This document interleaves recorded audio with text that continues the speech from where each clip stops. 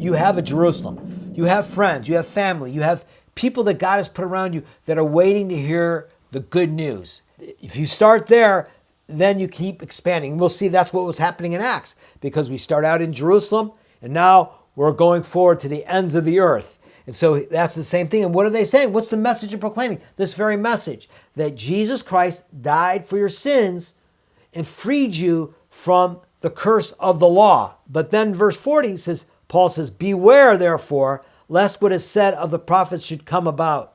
So in other words, Paul's saying there are people who are going to reject this message. And he says, look, you scoffers, and this he's quoting from the Old Testament, be astounded and perish, for I am doing a work in your days, a work that you will not believe, even if one tells it to you.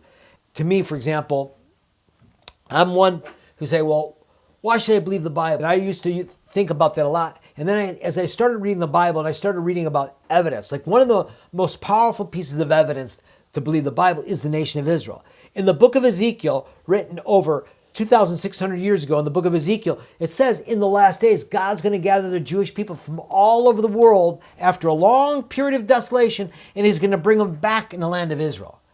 That's literally what's happening right now. And you say, well, yourself, well, you don't believe it. It's the same thing.